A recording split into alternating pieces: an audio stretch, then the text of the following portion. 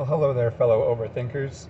This is your overthinker Josh again, reminding you not to overthink anything you don't have to, because that's what we do here on Anthologies of an Overthinker. Now, this is a special edition of Anthologies of an Overthinker, special 4th of July edition at that. But this will be a little untraditional in terms of 4th of July speak, because this is going to delve a little bit deeper into what 4th of July really is, what Independence Day really is, and what was the precursors that led up to it. Because really in the long run, while 4th of July is something that's celebrated greatly around here, fireworks and parades and all this other celebratory happenings, the connotations behind what led up to Independence Day has greatly been forgotten, greatly hidden in the depths of our history. Is really, Independence Day is independence from the colonizers who had migrated over to what they called America. Then as they settled and cleared out the current inhabitants, the Native Americans, they staked claim of land for their own, kicking off the native residents of those lands in order to start their own civilization. And while in the process of starting their own civilization, they wanted a level of independence from where they colonized from, as they were still under the rule of, well, in this case it was British rule. So the British are coming, as they claim, Paul Revere said. Essentially, we were becoming independent from ourselves. And I mean we as in what the American people think of as American history. I mean, we had decided, well, Americans, colonizers, whoever's ancestry originates from the European countries, they came wanting to make their own way. But in making your own way, you have to blaze a path. And sometimes being a trailblazer, especially in the history of America, means that not only are you trailblazing, but within those blazes left in the trail are dust and ashes of those who are stuck with the aftermath or have lost their dignity, their lives, their culture within that aftermath of settling, trying to find a new home that these colonizers felt was better than where they had come from. But really, in expecting something to be better, they had ruined what was already better than they had already been trying to achieve. But what would really have been like if there were no colonizers? If we had no one coming to stake their claim on this land that is called America, and everyone stuck to their own territories, so to speak. Because as our colonizations go, someone has to suffer for those colonies. Because as you colonize, if you do it the right way, you're integrating with the current culture, the current societies, and you're not doing anything to step on the toes of others. However, when you do it with the conquering mindset, it is a do or else situation in terms of I am here to do what I'm here to do, and you are not going to stop me. Now, if that had never happened, if, the the British, the English, or the French, or the Spaniards, or any of them, if they just stuck to their own territories, didn't bother exploring, and only used the exploration as a means to map out the world, to do some cartography work, then that would be fine. But in doing so, the conquering aspect of colonization was used. As I said, do it or else. So that is the precursor to Independence Day. The people didn't, throughout history, didn't want to stick to their own places and wanted to branch out, which has been happening, as far as, thousands of years BCE, in a time where the great conqueror Alexander was the ruler of many territories, because that was his thing, was to conquer other civilizations. So it's been a matter of history for many, many years to conquer societies. But in doing so, are we not also wiping out civilizations and cultures and traditions that have been around for thousands of years prior to that? I mean, think of the traditions and the cultures that were lost throughout all the Native American tribes that lived in America before it was called America. The first people of these lands that we call America now. I mean, they were here practicing their traditions and cultures for thousands of years before colonizers even came by. Now, there's always a question of how could have this world been different if colonization and conquering and genocide never happened. Because we gotta face it, even though we have all these holidays celebrating American history, the true history that is behind these great celebrated history is the one that has been covered up.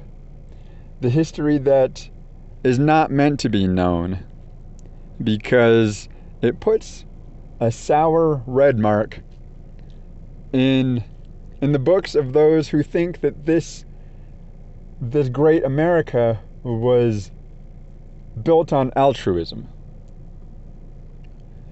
on wanting to live a better way.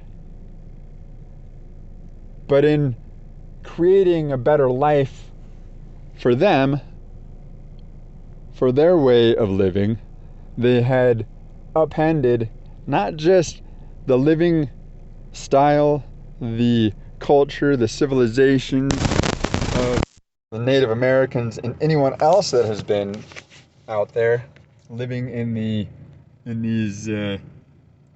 what was called the Americas in our ancestral times, but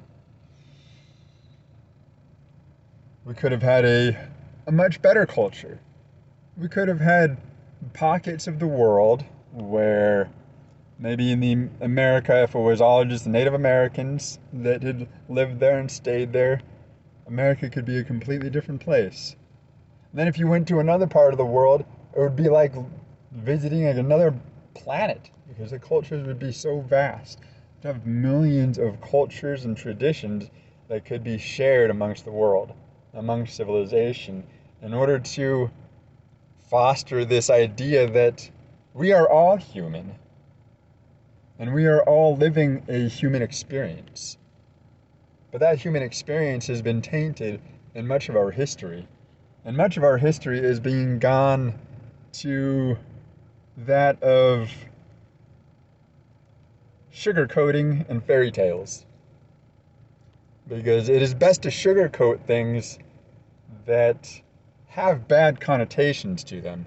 Because if you don't sugarcoat them, well, then the truth gets out. And sometimes, for some, the truth is too painful to admit, too painful to acknowledge, or just too embarrassing, shameful even.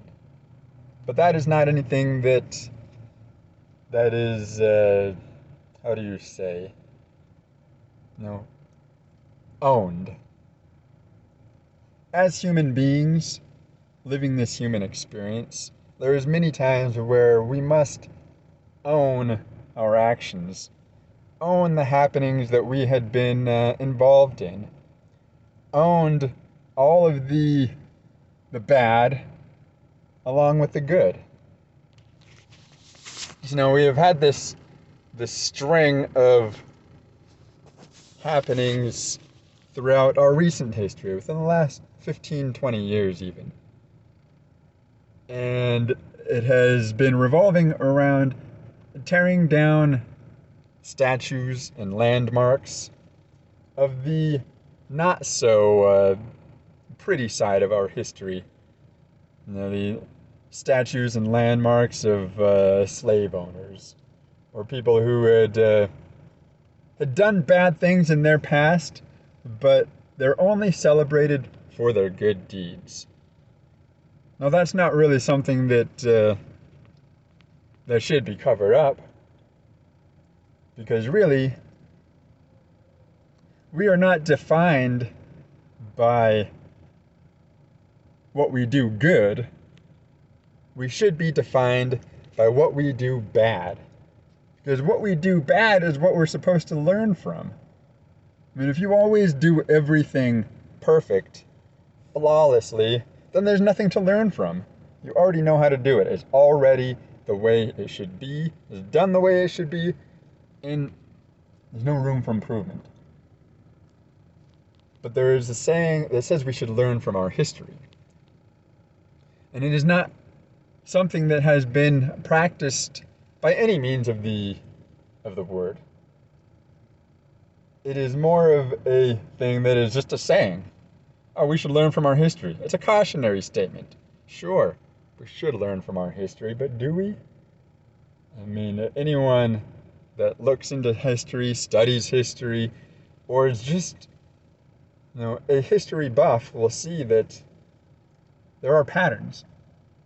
There are patterns in our history of the same general things and happenings going on, with the only difference being the time in our history that it happened, perhaps the modernization that has changed the happenings into a slightly different experience or scenario. But otherwise, we are not learning from anything that we have experienced in history. If anything, we bury it so that we can continue to do the same thing. Now, there may be a good reason for it, and there may be a bad reason for it.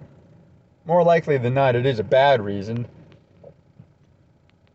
But we can't not ignore the red marks in our history, especially since those red marks will only ever be red marks until we learn from them, until we figure out what it is that can change those red marks into green marks in the future, so that history doesn't repeat itself.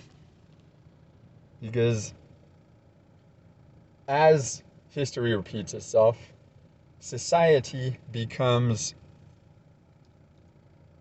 less and less civil. Civilization is not civilization. It is more people trying to coexist with each other, not recognizing the fact that they are all the same, only differentiated by individuality. And like I had said before, individuality is the only thing that sets us apart from each other. It's not our skin color. It's not where we're from. It's not what we've done, where we've been. It is our individuality. Because in the long run, if we all looked exactly the same but had different personalities, that's how you would know. That's how you would know who is by these individual personalities that we have. But really, in the long run of it, individuality is both our best and worst case scenario as a human being. Now, I know that may seem like an odd thing to say, but the reality behind it is if we were all the same individual, all had the same thoughts, the same emotions, the same everything, then there would be no reason to dislike a person. There'd be no reason for hatred. There would be no reason to look at a person sideways just because they're not what you expect them to be or they're not what you want them to be. The whole idea of this is that while we are individuals, it's also what pits us against each other as human beings is that individuality.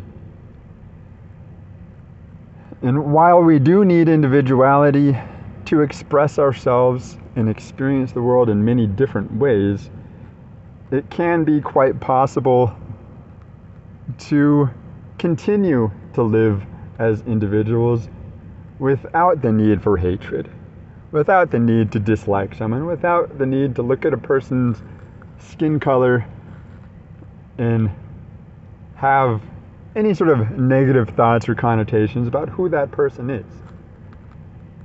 Because it's me not being the first person to say this, we all bleed the same on the inside.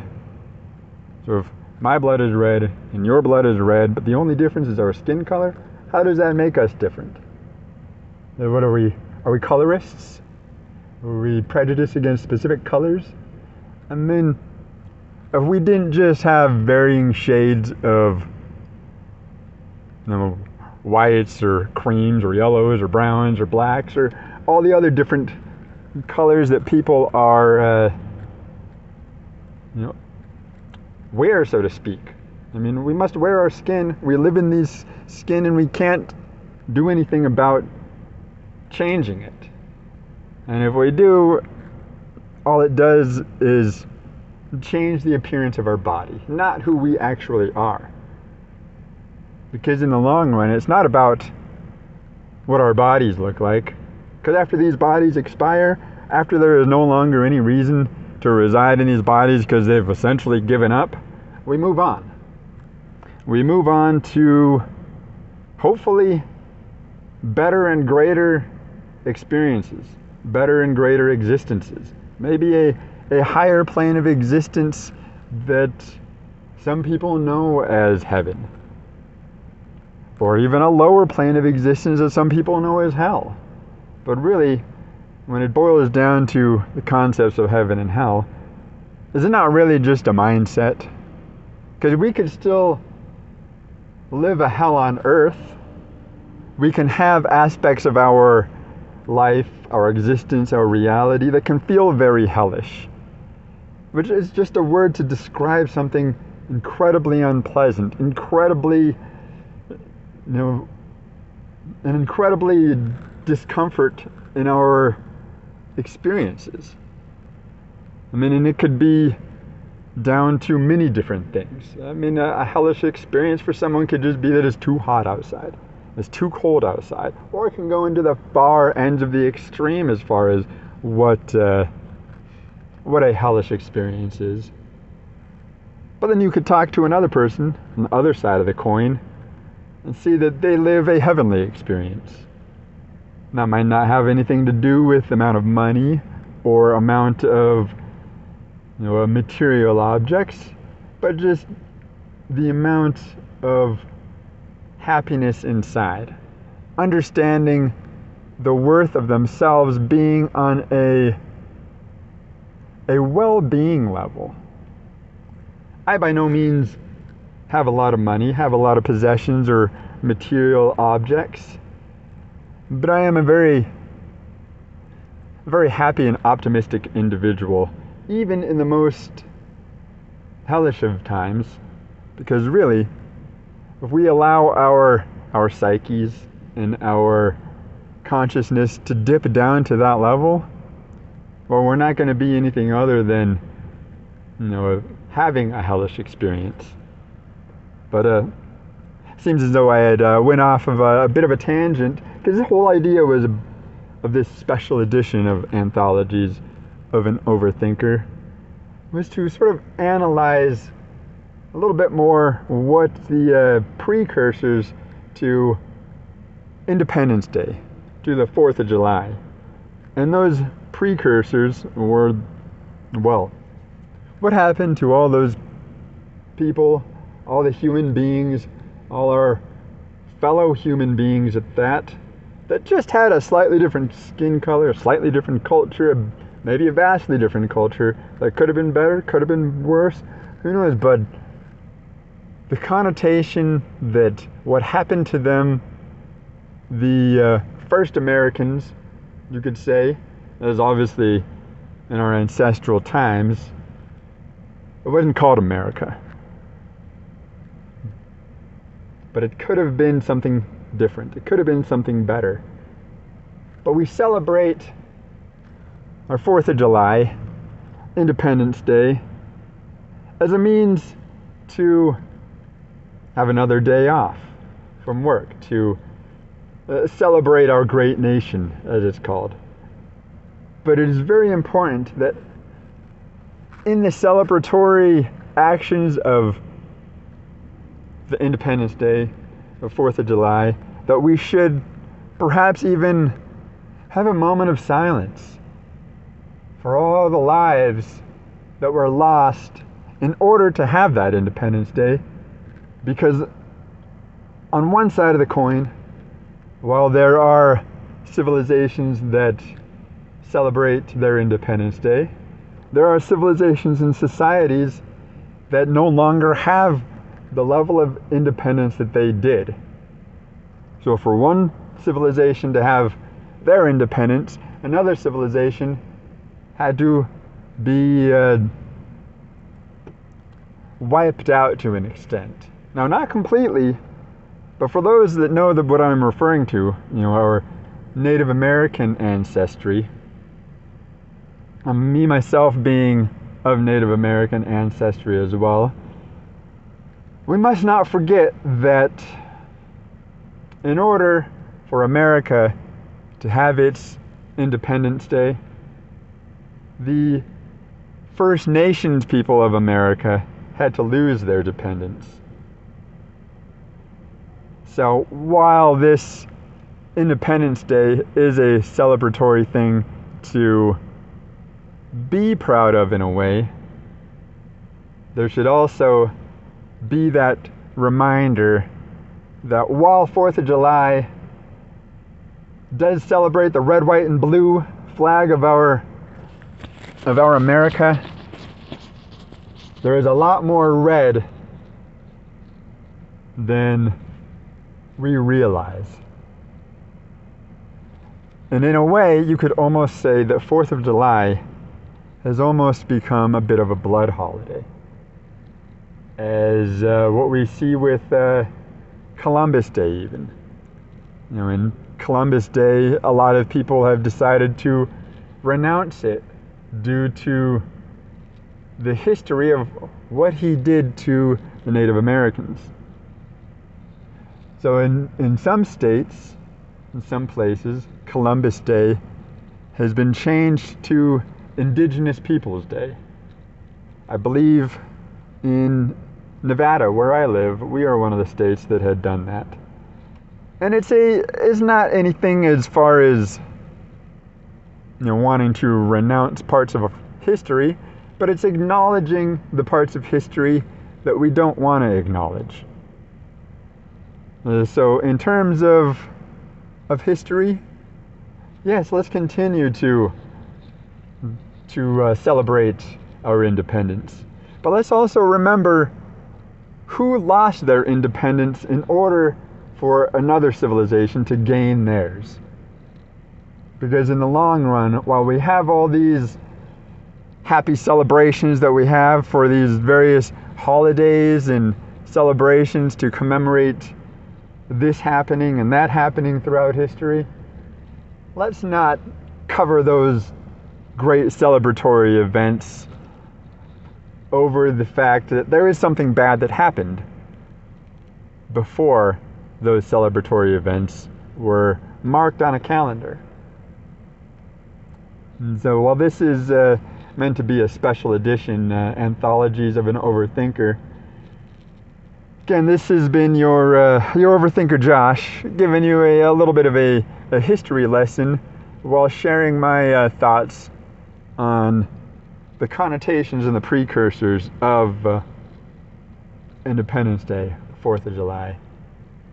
So once again, this has been Josh, your Overthinker, signing off again and reminding you not to overthink anything you don't have to, because that's what we're here for. We will do that for you. And until next time, take care of yourselves, and please feel free to tune in anytime.